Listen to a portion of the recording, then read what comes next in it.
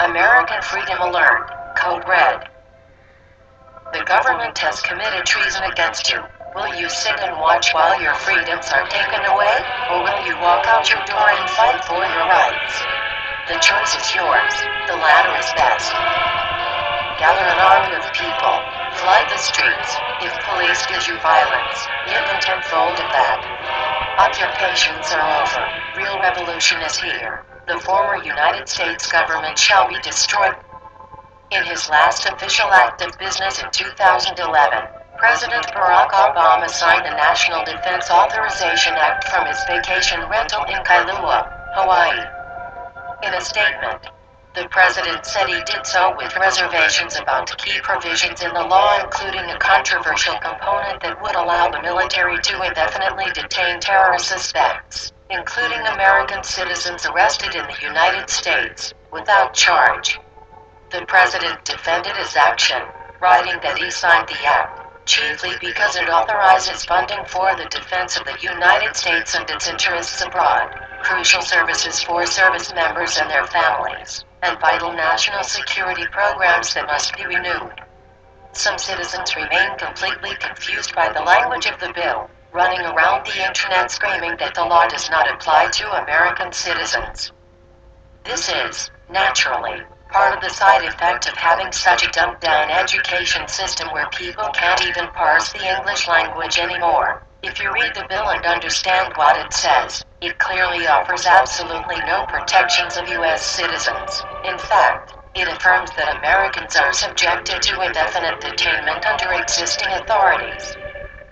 The writers of the bill have managed to fool a lot of everyday people who seem unable to parse language and read plain English with any depth of understanding.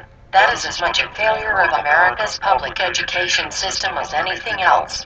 I find it astonishing that today's citizens can't even read and understand the grammatical structure of sentences written in plain English. This alone is a highly disturbing subject that must be addressed another day.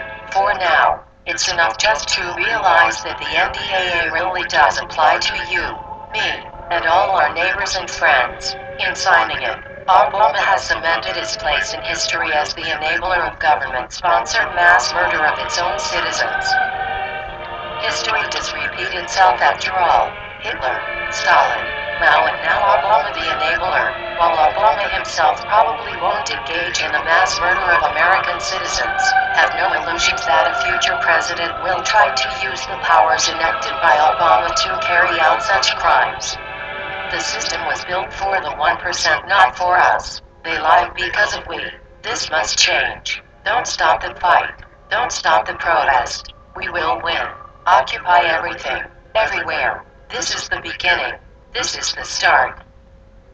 So, brothers and sisters, the collective is calling upon the citizens of the United States to protest against the new sections in the National Defense Authorization Act that were passed a short while ago.